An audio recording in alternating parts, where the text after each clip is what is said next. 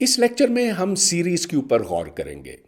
Series दो किस्मों की हो सकती हैं, फाइनाइट और इनफाइनाइट। फाइनाइट सीरीज में हम आदाद को जमा करते हैं एक हद तक। इन्फिनिट सीरीज में हम लातादाद आदाद को जमा करते हैं और उनका हासिल या तो एक अदद हो सकता है या फिर लामहदूद हो सकता है। और अगर लामहदूद है या कि इसका हम हासिल मालूम ही नहीं कर सकते तो हम ये कहते हैं कि वो सीरीज कन्वर्ज नहीं करता। इसके बरक्स एक कन्वर्जेंट सीरीज का हासिल एक अदद है। लेकिन ये कैसे मालूम किया जाए कि एक सीरीज कन्वर्ज करता है कि नहीं करता है? इसके लिए हमें मुख्तलिफ तरीक़े ईजाद करने पड़ेंगे और इन पर वक्त लगाना ज़रूरी इसलिए है कि सीरीज़ का कन्वर्जेंस एक बहुत अहम मौजू है, मैथमेटिक्स में भी और फिज़िक्स में भी। तो आइए इस पर गौर करते हैं। सीरीज का मतलब तो आप ज़रूर जानते हैं। अगर हम बहुत से आदाद को जमा करते चले जाएं, A1 जमा A2 जमा A3, और अगर इसका कोई आखिरी अदद हो, उसको हम AN कहेंगे, तो इसको हम यूं लिखते हैं, N 1 से N तक चलता है, और इसको हम फाइनाइट सीरीज कहेंगे। फाइनाइट इसलिए कि इसका कोई आखिरी अदद था। लेकिन अगर ये लामहदूद हो और इसमें अगर हम जमा करते चले जाएं, इसका कोई आखिरी अदद अगर ना हो, तो फिर हम इसको यूं लिखते हैं, n 1 से इन्फिनिटी तक चलता है और ये इन्फिनिट सीरीज कहलाता। अब इन्फिनिट हो या फाइनाइट हो, इनको जमा करके इनका हासिल मालूम करना कोई आसान काम नहीं होता, और अक्सर व बेशतर सीरीज के लिए हम ये काम नहीं कर सकते। लेकिन ज्योमेट्रिक सीरीज एक खास सीरीज है जिसमें हम फाइनाइट सीरीज और इनफाइनाइट सीरीज दोनों का हासिल मालूम कर सकेंगे। तो इसका नमूना आपके सामने है। यहां r कोई सा भी अदद है और बस हम ये शर्त लगाएंगे कि r 1 से कम हो। हां, मनफी भी हो सकता है, लेकिन इसकी एब्सोल्यूट वैल्यू 1 से कम होनी चाहिए। तो चलिए हम देखते हैं कि ये किस तरह से किया जाए। अगर हम सिर्फ n आदाद लें तो फिर उससे जमा ये बनती है, r जमा r ताकत 2 जमा r ताकत 3, और ये सिलसिला rn पे ख़त्म होता है। अब चलिए मैं इसको r से ज़र्ब देता हूं, तो rsn बना r जमा r ताकत 2 जमा r ताकत 3, और होते होते ये rn पे पहुंचेगा और फिर एक ताकत ज्यादा। अब मैं इसमें से ये तफरीक करूंगा, मतलब ये कि अब हम Sn मनफी RSn बनाएंगे, और इससे फिर वाज़े है कि ये r इस r के साथ कटेगा, ये r ताकत 2 इस r ताकत 2 से कटेगा, तो ये कटते चले जाएंगे और ये इसके साथ कटेगा, सिर्फ ये रह जाएगा 1 मनफी r ताकत n जमा 1। तो यहां से फिर Sn की कीमत निकल आई। Sn को हम फिर यूं लिखेंगे 1 मनफी r बराबर 1 मनफी r ताकत n जमा 1, और फिर इधर से हमें Sn मिलता है जो 1/1 मनफी r, और फिर उसमें से ये निकालना पड़ता। तो ये एक अहम नतीजा बनता है। अब हम अगर n को बढ़ाते चले जाएं तो वाज़े है कि Sn 1/1 मनफी r बनेगा, और इसको हम S कहते हैं। तो ये S इन्फिनिट सीरीज का हासिल है, उन तमाम आदाद की जमा है। ये एक फॉर्मूला है जो आपको ज़रूर याद रखना चाहिए। अब यहां पर हमने न सिर्फ s की कीमत निकाल ली है, लेकिन ये भी देखा है कि एक सिलसिला बनता है S1, S2, S3 वगैरह का, और जैसे जैसे n बढ़ता जाता है वैसे वैसे हम s के नजदीक पहुंचते हैं। तो ये इस बात की दलील है कि ये इन्फिनिट सीरीज वजूद रखता है, और ये कि हमने इन तमाम आदात को जमा कर लिया और उनका हासिल मालूम करने में कामयाब हुए। हमने अभी जो नतीजा निकाला, यानी कि इस ज्योमेट्रिक सीरीज का हासिल मालूम किया, उसको हम इस्तेमाल करेंगे इस सीरीज का हासिल मालूम करने के लिए। तो चलिए पहले हम इस सीरीज को यूं लिखते हैं। ये 2 ताकत n-1/6n है, और यहां n चलता है 2 से इन्फिनिटी तक, और इसके मैं 2 सीरीज बनाता हूं। एक ये लिख चुका हूं, दूसरा ये है, और यहां भी n 2 से आगे तक चलता है। तो सबसे पहले मैं इसको यूं लिखता हूं, इस 1/2 को मैं बाहर निकालता हूं, और यहां पर ये बन जाएगा 2/6 ताकत n, और याद रहे कि n 2 से चलता है, और इसको फिर यूं लिखा जाएगा। यहां पर देखिए, हमने तो ये निकाला था कि अगर ये 0 से चले इन्फिनिटी तक तब ये 1/1 मनफी r बनता है।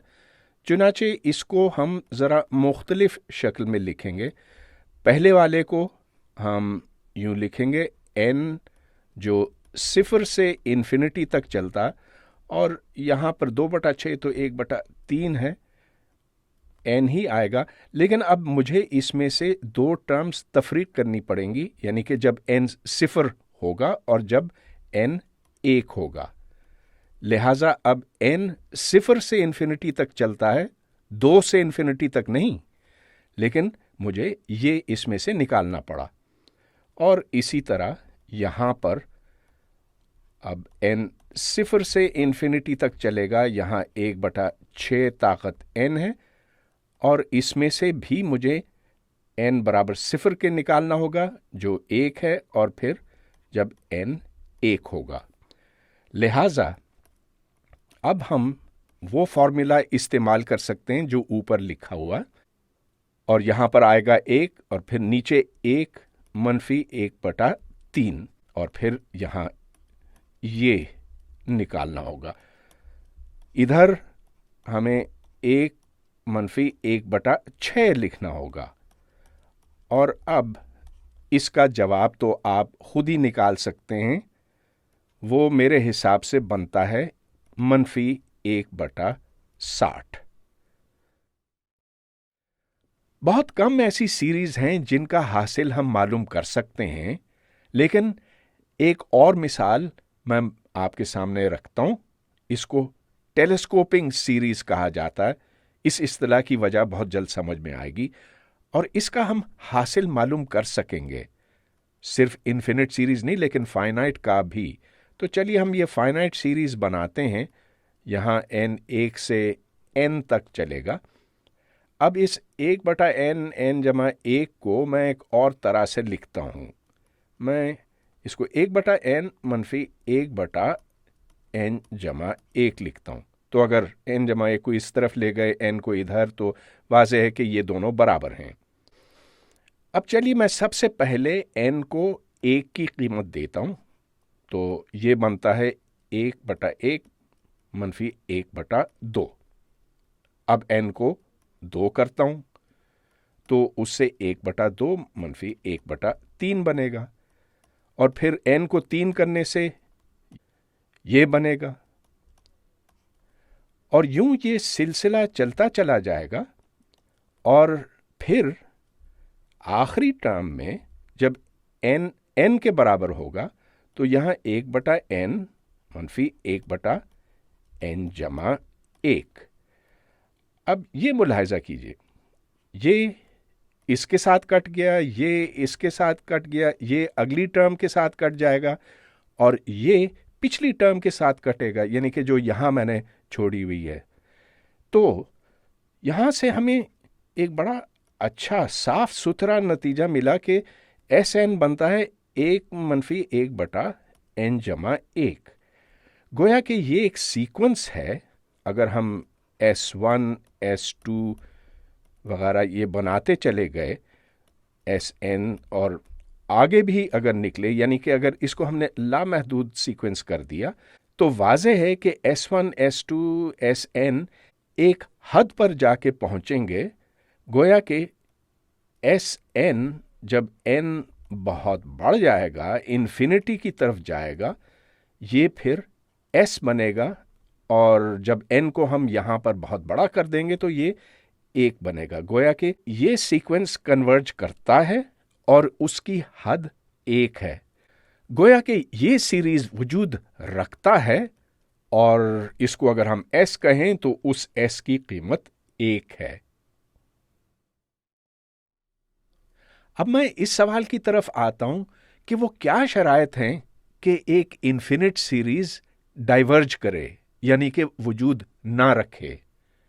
इसका मतलब ये कि ये तमाम आदाद की जमा कोई अदद नहीं है, इन्फिनिटी है या मनफी इन्फिनिटी है। उस सूरत में हम कहेंगे कि ये सीरीज वजूद नहीं रखता।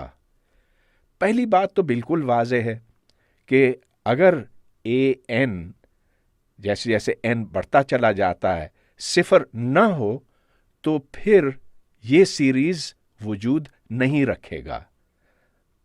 बात इसलिए वाज़ेह है कि अगर a1 जमा a2 जमा a3 जमा a4 हम ये बनाते चले गए, तो अगर ये आदाद बढ़ते चले गए या इन्फिनिटी पर जाकर किसी एक अदद पर ठहर गए, तो उसका मतलब ये कि इनका हासिल इन्फिनिटी होगा, कोई अदद नहीं होगा। मसलन अगर an 1 हो, या अगर an n ताकत 2 हो, तो उस सूरत में हम 1 जमा 4 जमा 9 जमा 16 जमा 25 वगैरह ये बनाते चले जाएंगे, और इसका कोई हासिल नहीं, ये इन्फिनिटी है। अगर an ये हो तो फिर ये सीरीज डाइवर्ज करेगा। तो हाँ, ये बात तो ज़रूरी है कि an को सिफर पे जाना चाहिए जैसे जैसे n बढ़ता चला जाता है, लेकिन ये काफ़ी नहीं है। अब इसकी मैं एक मिसाल आपके सामने रखता हूं। अगर हम an को 1/n लें, तो हाँ, ये बिल्कुल सिफर पर पहुंचता है जैसे जैसे n इन्फिनिटी पर पहुंचता है। लेकिन चलिए हम ये सीरीज बनाते हैं या बनाने की कोशिश करते हैं। n 1 से इन्फिनिटी तक चलेगा और an 1/n है। इसको हम खोलते हैं। यह है 1 जमा 1/2 जमा 1/3 1/4, और मुझे कई सारी टर्में लिखनी होंगी क्योंकि यहाँ पर एक अहम बात हमारे सामने आएगी। तो यहाँ 1/8 जमा 1/9 जमा 1/10, और ये सिलसिला आगे तक चलता। अब चलिए मैं इस तरह करता हूँ कि इन दो टर्म को अलग करता हूँ, फिर इन 4 टर्मों को मैं अलग करता हूँ, और अब जगह यहाँ नहीं रही, लेकिन इनको भी मैं जमा कर सकता हूँ।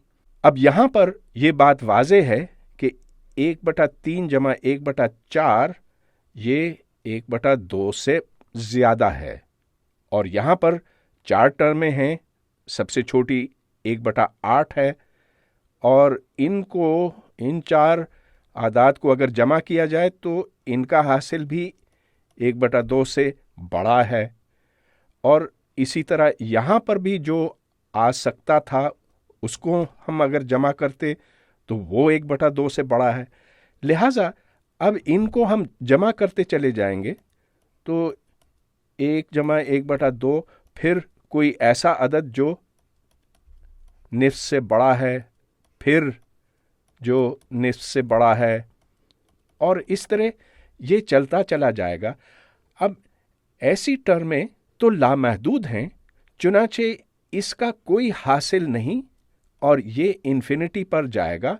गोया कि हम ये कहेंगे कि ये सीरीज डाइवर्जेंट है, ये सीरीज वजूद नहीं रखता। ये बात जरूर याद रखिएगा क्योंकि हम बाद में भी इसको इस्तेमाल करेंगे। अब ये सवाल आपके सामने है, ये एक इन्फिनिट सीरीज है, इस सीरीज में हर अदद मुस्बत है, ये सिफर या सिफर से बड़ा होगा, मनफी नहीं होगा। हम ये जानना चाहते हैं कि वो कौन सी शराइत हैं कि ये यकीनी तौर पर वजूद रखे, यानी कि ये कन्वर्ज करे।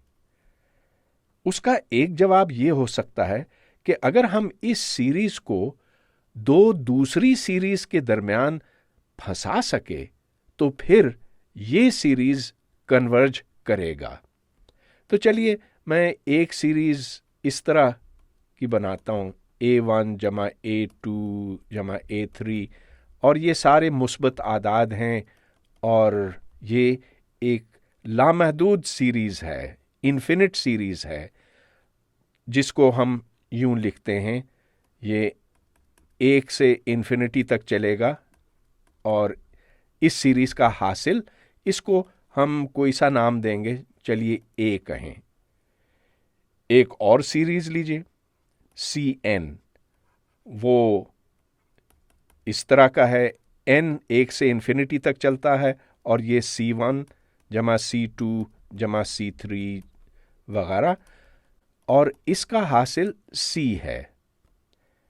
जिस सीरीज से हमें गर्ज है उसको B का नाम दिया गया है और ये B1 A1 से छोटा है और C1 से बड़ा है, B2 A2 से छोटा है, C2 से बड़ा है, और इसी तरह B3 A3 से छोटा है, C3 से बड़ा है, और इसको हम ये नाम देंगे n बराबर 1 ता इन्फिनिटी Bn।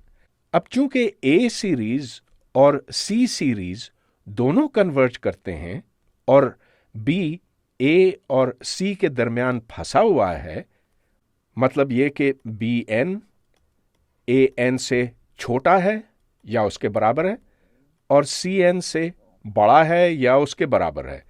लिहाजा अगर A कन्वर्ज करता है और C कन्वर्ज करता है तो फिर B को भी कन्वर्ज करना पड़ेगा, इसका हासिल B होगा और B A और C के दरमियान होगा। अगर हम चाहें तो सारे Cn को सिफर किया जा सकता है, उस सूरत में दो ही सीरीज रह जाते हैं, यानी कि A और B। तो फिर शर्त सिर्फ ये बनती है कि Bn An से अगर छोटा हो, उस सूरत में ये इन्फिनिट सीरीज n इन्फिनिटी पर जाता है, वजूद रखेगा और ये An से छोटा होगा, गोया कि इसका जो हासिल है वो इसके हासिल से छोटा होगा। वो इसलिए कि हर Bn हर An से छोटा है, लिहाजा इनकी जमा और इनकी जमा में ये ताल्लुक होना लाजमी है। इसको मुकाबले का टेस्ट भी कहते हैं या कंपैरिसन टेस्ट कहते हैं। एक मिसाल, क्या हम ये मालूम कर सकते हैं आया कि 1/n फैक्टोरियल कन्वर्ज करता है कि डाइवर्ज करता है? हाँ, इसलिए कि n फैक्टोरियल यकीनी तौर पर 2 ताकत n से बड़ा है। बस ये खोल के देखिए, ये देखें कि n फैक्टोरियल का मतलब है n-1, n-2 वगैरह, और ये सिलसिला चलता है 1 तक, जबकि 2 ताकत n इस तरह का है 2, 2, 2 और ये यहाँ तक चलता है। लेकिन n 2 से बड़ा है, n-1 2 से बड़ा है, और ये बात फिर बिल्कुल वाज़ेह हो गई। लिहाजा यहां से ये बात वाज़ेह है कि 1/n फैक्टोरियल 1/2 ताकत n से छोटा है। लिहाजा अगर हम ये बनाएं तो ये 1/2 बटा ताकत n से छोटा होगा, लेकिन ये तो एक ज्योमेट्रिक सीरीज है और हमें ये पता है कि ज्योमेट्रिक सीरीज कन्वर्ज करता है और उसका हासिल भी हमने मालूम किया है। गोया कि अब मुकाबले के टेस्ट से हमें यह पता चला कि क्योंकि ये सीरीज ज्योमेट्रिक सीरीज कन्वर्ज करता है, इसीलिए ये सीरीज 1/n फैक्टोरियल भी कन्वर्ज करेगा। अब हम मुकाबले का टेस्ट इस्तेमाल करेंगे ये जानने के लिए कि मुख्तलिफ सीरीज कन्वर्ज करते हैं या डाइवर्ज करते हैं। तो सबसे पहले ये मिसाल लीजिए। इस सीरीज की शक्ल तो खासी मुश्किल है।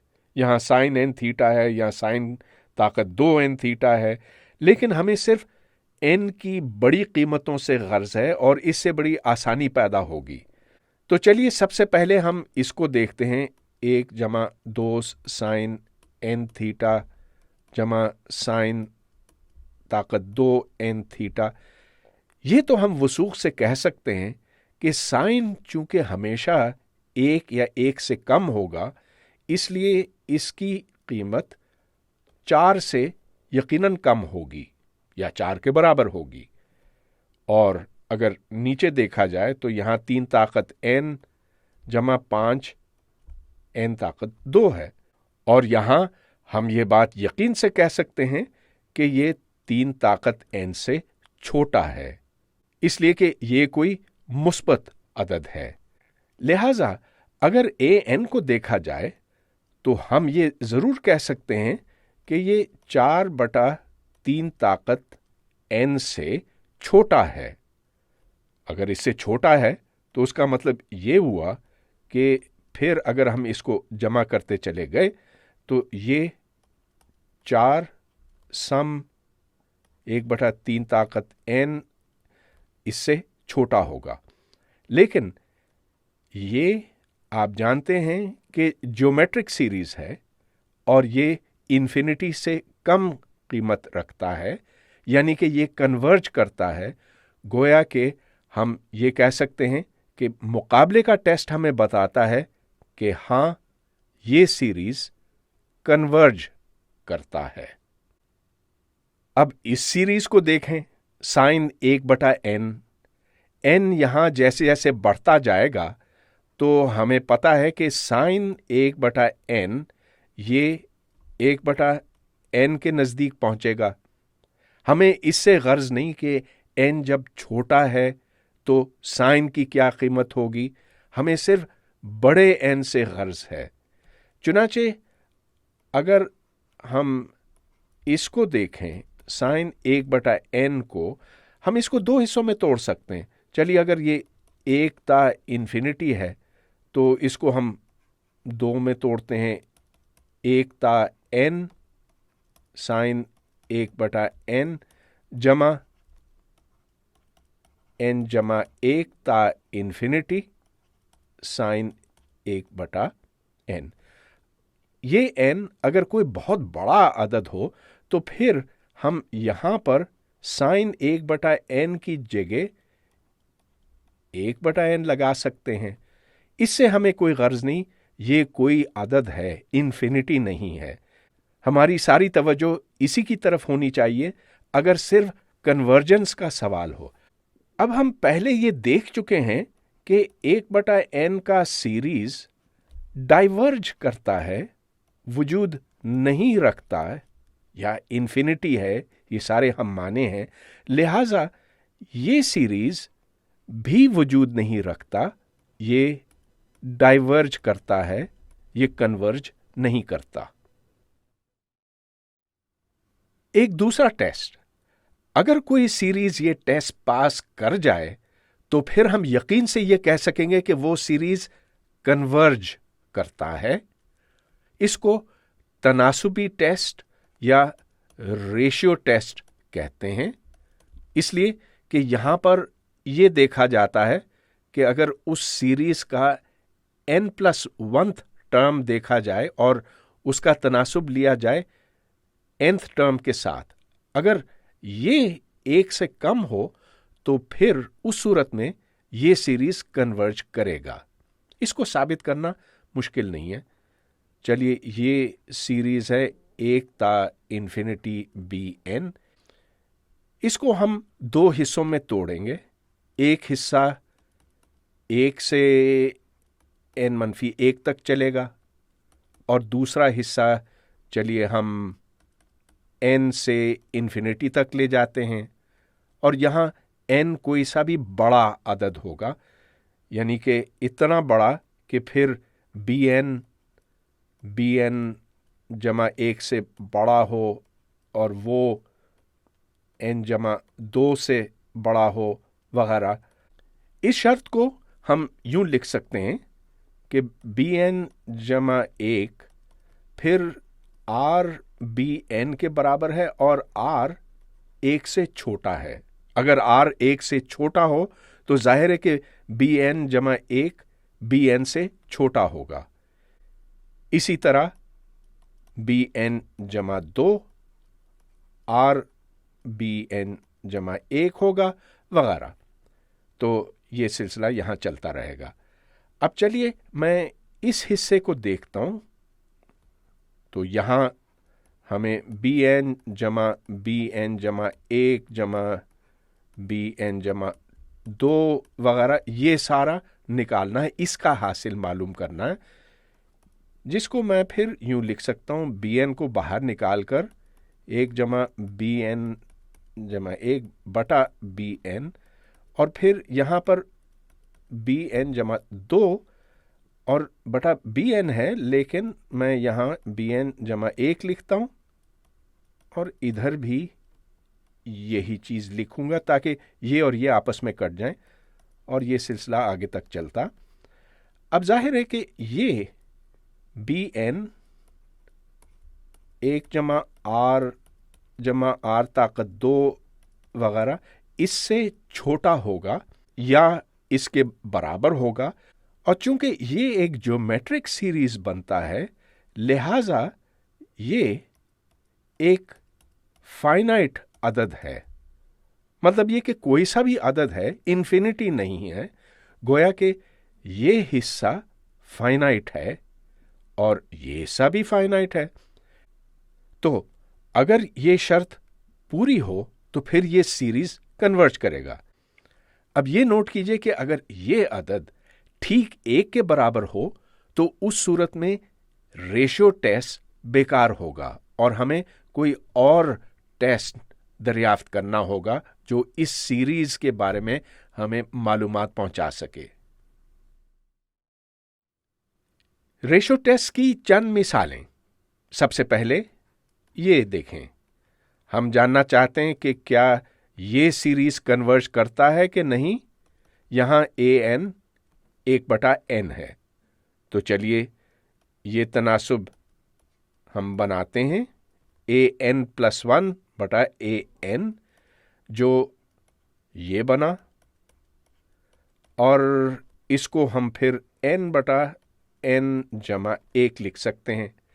अब जैसे जैसे n बढ़ता चला जाएगा, यानी कि इन्फिनिटी को पहुंचेगा, तो ये 1 के नजदीक पहुंचेगा। गोया कि हम कुछ कह नहीं सकते रेशियो टेस्ट के इस्तेमाल से आया कि ये सीरीज यानी कि 1/n कन्वर्ज करता है कि नहीं करता। गोया कि यहां से हमें कुछ नहीं पता चला। अब अगर हम ये लें, यहां an 1/n-2 है, 3 भी मैं ले सकता था, 4 भी, लेकिन इधर भी हमें यही चीज मिलेगी, इसलिए कि ये फिर बनेगा n-2 जमा n-1-2, और ये भी 1 पर पहुंचता है जैसे जैसे n बढ़ता है। गोया कि इधर भी हमें कुछ भी नहीं पता चला। रेशियो टेस्ट इस सीरीज और इस सीरीज के लिए बेकार हुआ। लेकिन अब एक ऐसी मिसाल जहां रेशियो टेस्ट हमें बता सकता है आया कि ये सीरीज यहां पर ए एन को मैंने 1/n फैक्टोरियल लिया, आया कि ये सीरीज कन्वर्ज करेगा कि नहीं। तो यहां पर अगर ए एन जमा 1/an बनाया जाए तो यहां पर हमें ये मिलता है 1/n+1 फैक्टोरियल और ऊपर n फैक्टोरियल। अब चलिए इसको अगर हम खोलते चले जाएं तो ये बनता है n फैक्टोरियल और n+1 फैक्टोरियल ये है n+1 n फैक्टोरियल। इसको और इसको अगर आप काटें तो ये फिर बनता है 1/n+1 और जैसे जैसे n बढ़ता जाएगा वैसे वैसे ये 0 के नजदीक पहुंचेगा, गोया कि ये 1 से छोटा है। लिहाजा हम ये कह सकते हैं कि 1/n फैक्टोरियल का सीरीज कन्वर्ज करता है। यस, आपको जरूर ये याद होगा कि जब हमने एक्सपोनेंशियल की बात की थी तो एक्सपोनेंशियल को यूं खोला जा सकता है x ताकत n/n फैक्टोरियल। तो यहां अगर x को 1 किया जाए तो इधर से हमें मिलता है e जो 1/n फैक्टोरियल का सम है और यहां सीरीज n बराबर 1 से आगे चलती है इन्फिनिटी तक। लिहाजा ये सीरीज यानी कि 1/n फैक्टोरियल का सीरीज न सिर्फ कन्वर्ज करता है लेकिन इसका हासिल भी हमें मालूम ये e है जिसकी कीमत 2.73 वगैरह होती है। तो मुख्तसर ये कि कुछ सीरीज के लिए रेशियो टेस्ट कामयाब होता है और कुछ के लिए नहीं होता। ये एक तीसरा टेस्ट है जो इंटीग्रल टेस्ट के नाम से जाना जाता है। यहां पर कोई इन्फिनिट सीरीज है और अगर हम a1 को f(1) कहें, a2 को f(2) कहें वगैरह, तो इसका मतलब यह कि कोई ऐसा फंक्शन है, कंटिन्यूअस फंक्शन है जिसको हम इंटीग्रेट कर सकते हैं इन्फिनिटी तक। इस निचली हद से कोई फर्क नहीं पड़ता, लेकिन ऊपरीली हद अगर इन्फिनिटी हो और अगर ये इंटीग्रल वजूद रखता हो यानी कि इन्फिनिटी से कम हो, कोई फाइनाइट नंबर हो, तो फिर हम ये कह सकते हैं, दावे से कह सकते हैं कि ये सीरीज वजूद रखता है, कन्वर्ज करता है। चलिए इसको समझते हैं और इसका सबूत भी देखते हैं। ये वो सीरीज है जिसके बारे में हम मालूमात हासिल करना चाहते हैं, a1 जमा a2 जमा a3 वगैरह, और मैंने इसको 1 से ज़र्ब यहाँ दिया है, 1 से यहाँ, 1 से यहाँ, उससे कोई फ़र्क नहीं पड़ता, लेकिन उसका एक फ़ायदा भी नज़र आएगा आपको। तो ये a1 है, a2, a3 वगैरह, a4 यहाँ आ गया, गोया कि यहाँ से यहाँ तक का फासला a1 है, ये a2 है, ये a3 है वगैरह। जैसा कि मैं बता चुका हूं, हम an को f(n) लिखते हैं और इसका मतलब ये कि a1 f(1) है, a2 f(2) है वगैरह वगैरह। ये f(x) का ग्राफ है। अब आप ये ज़रूर जानते हैं कि अगर f(x) को इंटीग्रेट किया जाए 1 से 2 तक, तो उसका मतलब ये हुआ कि ये वो रकबा है जो 1 और 2 के दरमियान है इस खत के नीचे। अगर इंटीग्रेशन 2 से 3 तक हो तो हमें वो रकबा मिलेगा जो इस खत के नीचे है, इस खत के इस हिस्से के नीचे है, यानी कि 2 और 3 के दरमियान। इसी तरह यहां पर 3 से 4 तक चलने से हमें खत के इस हिस्से के नीचे रकबा मिलेगा वगैरह। दूसरी तरफ ये भी नोट कीजिए कि अगर हमने a2 को 1 से ज़र्ब दिया तो वो ये रकबा बनता है, और अगर A3 को 1 से ज़र्ब दिया तो ये रकबा बनता है, वगैरह।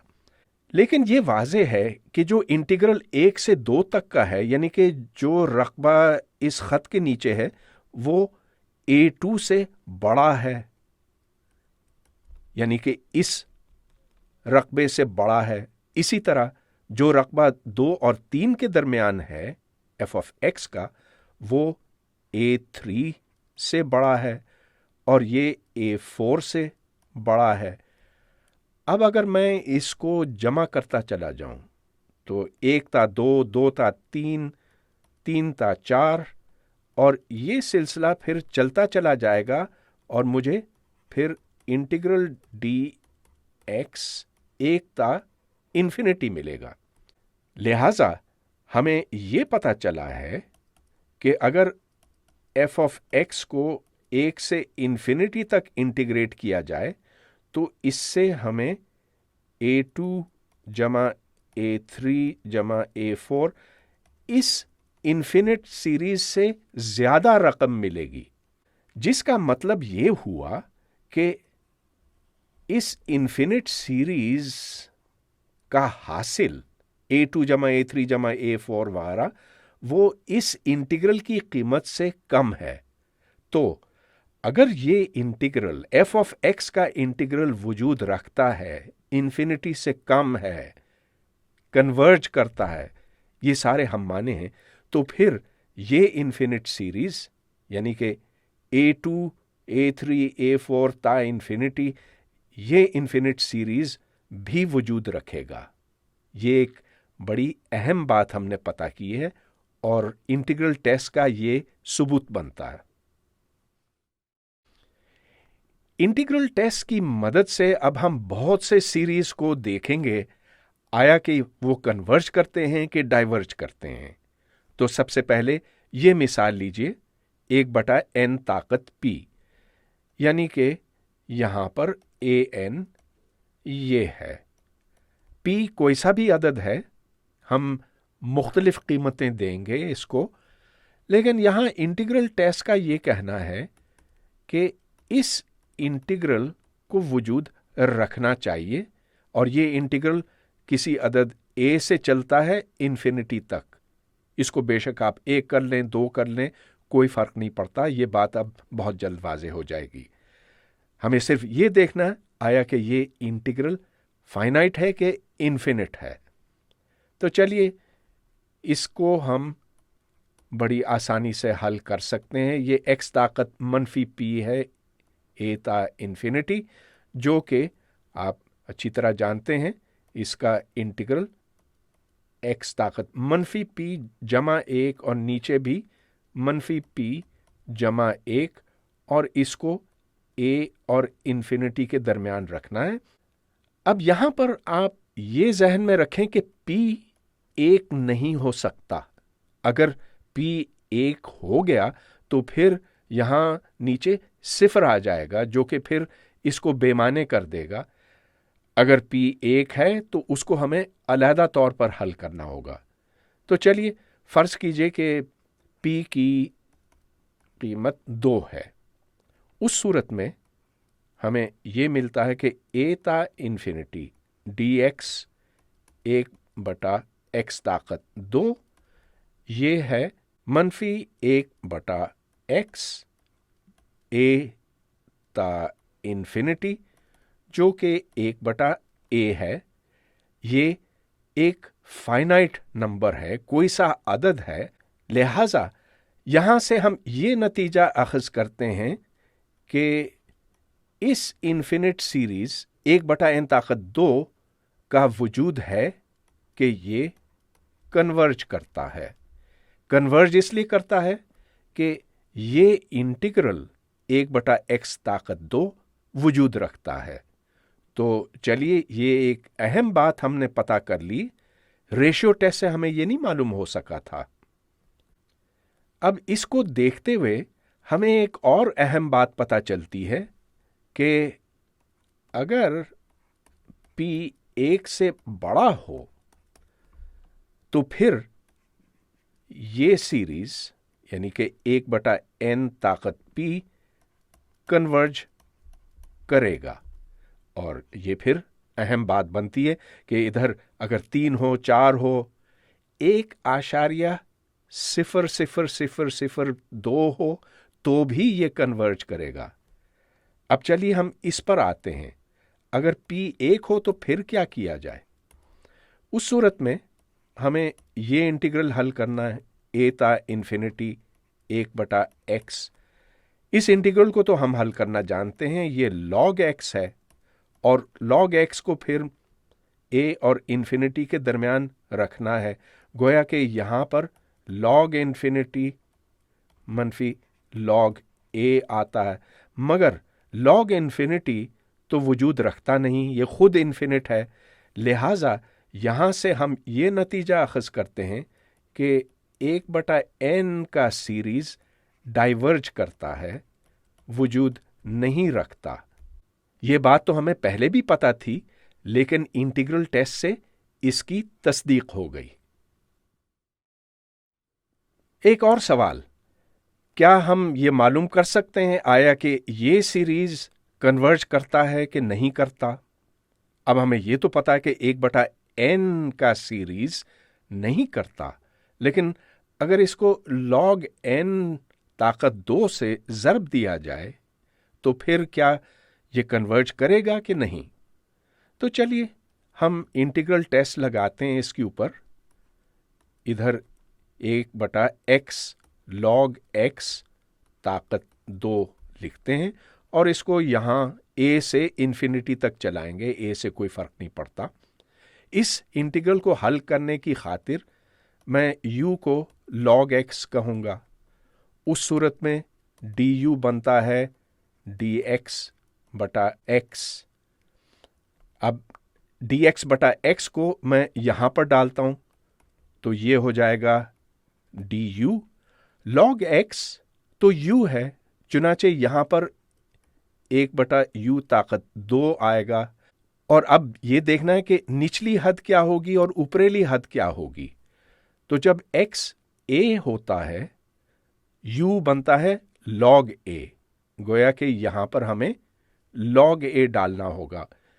जब x इन्फिनिट होगा तो u भी इन्फिनिट होगा, क्योंकि log x के साथ बढ़ता जाता है, लिहाजा इधर इन्फिनिटी है।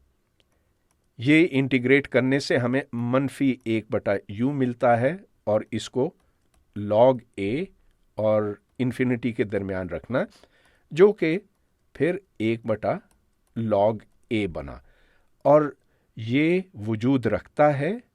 गोया कि हम दावे से ये कह सकते हैं कि 1/n log n ताकत 2 कन्वर्ज करता है।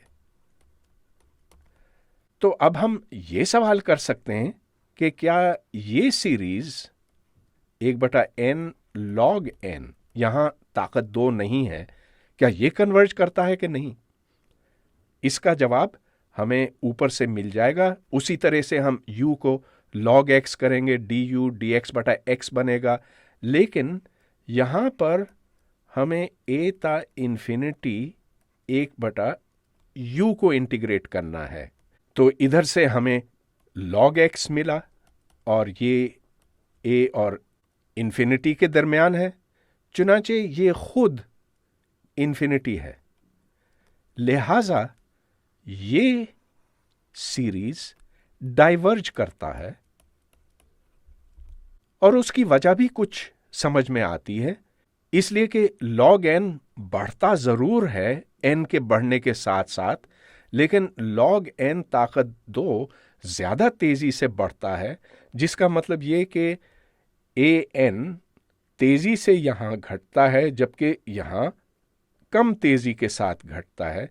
लिहाजा इधर अगर तमाम ans को जमा किया जाए तो उनका हासिल इन्फिनिटी पर पहुंचता है और ये सीरीज डाइवर्ज करता है जबकि ये कन्वर्ज करता। अब एक नई इस्तिलाह आपके सामने आई है, एब्सोल्यूट कन्वर्जेंस। इसका मतलब मैं सबसे पहले वाजे करूंगा।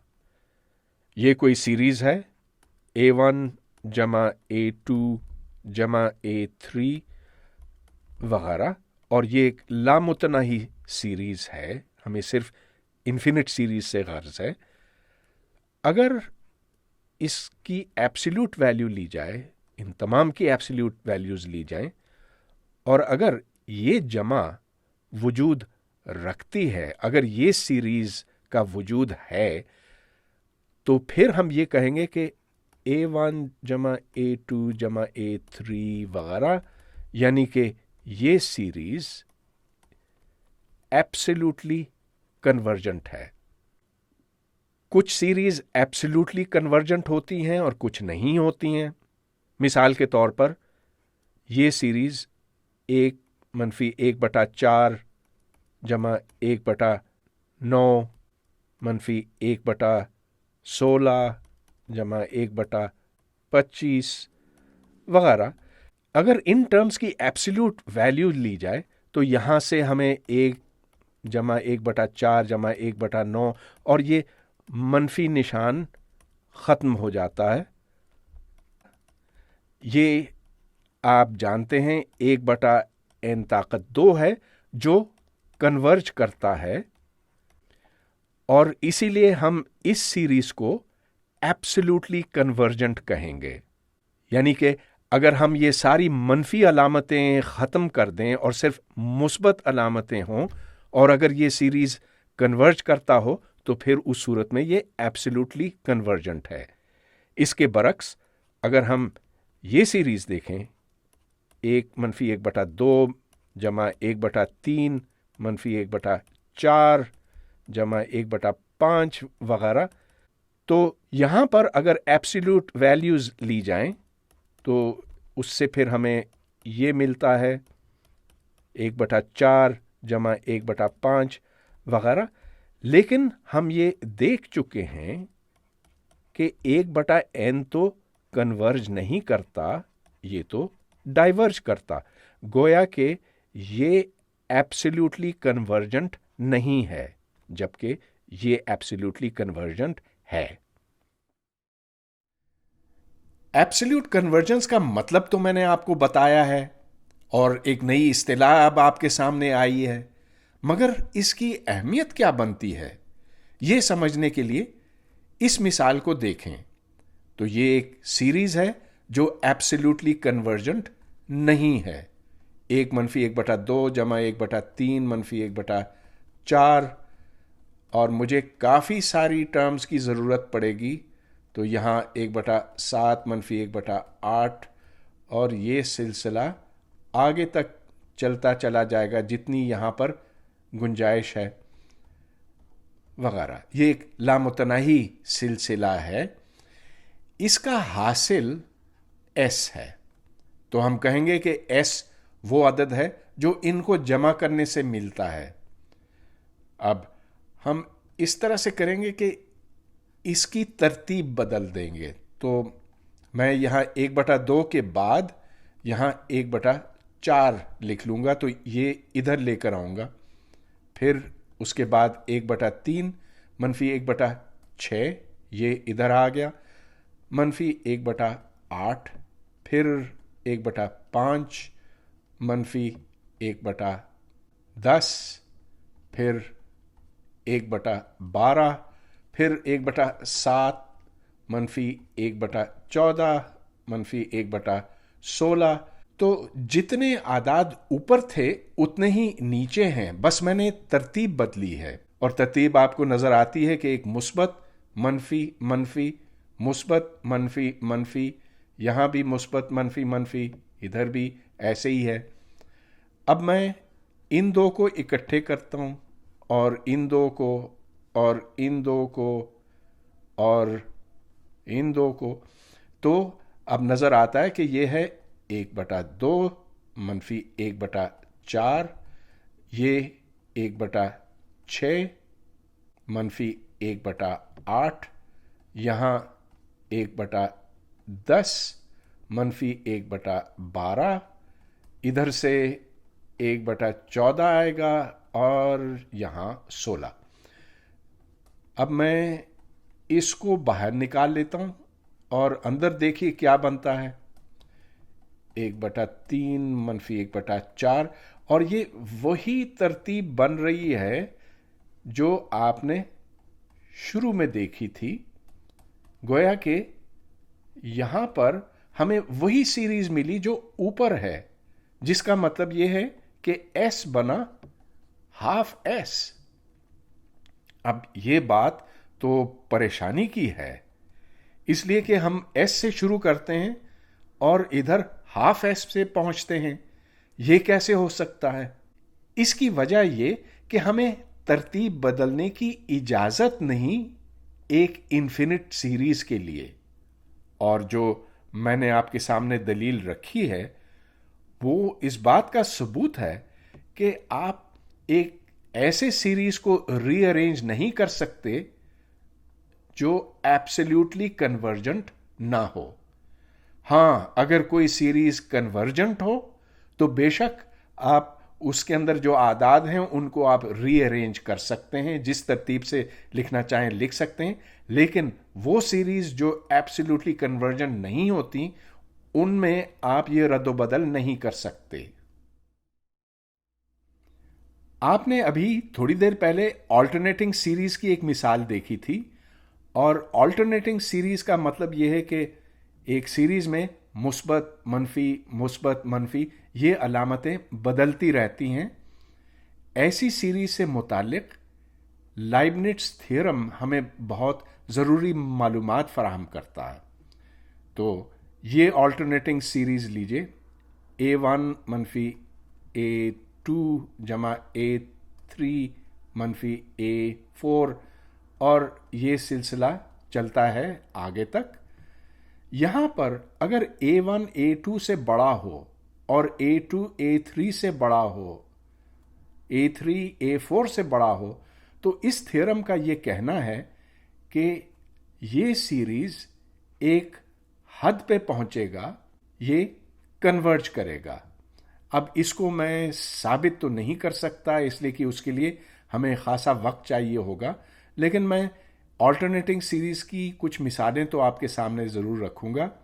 ये है 1 - 1/2 जमा 1/3 - 1/4। ये वो सीरीज़ है जो आपने अभी थोड़ी देर पहले देखा था। इसमें ऑल्टरनेटिंग साइंस हैं और ये एब्सोल्युटली कन्वर्जेंट नहीं है, लेकिन क्योंकि ये घटते चले जा रहे हैं, यहाँ निस्फ है, यहाँ 1/3 है, यहाँ 1/4 है, इसलिए लाइबनिट्स थ्योरम का कहना है कि ये सीरीज डेफिनेटली किसी हद पे पहुंचेगा, ये कन्वर्ज करेगा। हालांकि ये सीरीज कन्वर्ज नहीं करता, लेकिन ये सीरीज कन्वर्ज करता है। अब हम ऑल्टरनेटिंग सीरीज की कुछ मिसालें देखेंगे। सबसे पहले ये लीजिए, यहां पर an log n बटा n है। अब जैसे जैसे n बढ़ता जाता है वैसे वैसे an छोटा होता चला जाएगा और बिल आखिर an 0 पे पहुंचेगा, इसलिए कि log n तो जरूर बढ़ता है लेकिन n ज्यादा तेजी से बढ़ता है। यहां आप लोपिताल्स रूल भी इस्तेमाल कर सकते हैं। तो लोपिताल्स रूल के लिए अगर हमने log x बटा x लिया, तो इसकी हद मालूम करने के लिए हम पहले log x को डिफरेंशिएट करेंगे, तो उससे हमें मिलेगा 1/x। x को डिफरेंशिएट किया तो उससे हमें 1 मिला। तो जैसे जैसे x इन्फिनिटी पर पहुंचेगा वैसे वैसे ये 0 को जाएगा। लिहाजा an कम होता जाता है और कम होते होते बिल आखिर वो 0 पे पहुंचता है। तो लाइबनिट्स के थ्योरम का कहना है कि ये सीरीज डेफिनेटली कन्वर्ज करेगा। एक और मिसाल, क्या ये सीरीज कन्वर्ज करता है कि नहीं? अब यहां पर an बनता है n ताकत n बटा n फैक्टोरियल। इसको खोलने का मतलब ये हुआ, n आप n दफा लिखेंगे तो n n n n और ये इस तरह के n हैं। इसको फिर हम तकसीम करेंगे n फैक्टोरियल के साथ। तो सबसे पहले n आएगा, उसके बाद n-1, फिर n-2, और ये सिलसिला चलता चला जाएगा। आखिर यहां पर 1 आएगा। तो ये 1 है, n/n 1 है, लेकिन ये 1 से बड़ा है, ये भी बड़ा है, और बाकी सारे आदाद 1 से बड़े हैं। चुनाचे अगर हम ज्यादा n's लगाते चले गए, यानी कि जैसे जैसे n बढ़ता चला जाएगा, वैसे वैसे ये इन्फिनिटी को पहुंचेगा। यानी कि ये शर्त पूरी नहीं होती और ये कन्वर्ज नहीं करता, ये डाइवर्ज करता है। सीरीज के कन्वर्जेंस के ऊपर और बहुत सी बातें हो सकती थीं, लेकिन अब हमारा वक्त ख़त्म हुआ चाहता। यूनिफॉर्म कन्वर्जेंस एक ऐसा मौजू है जो मैं छेड़ ही नहीं सकूंगा।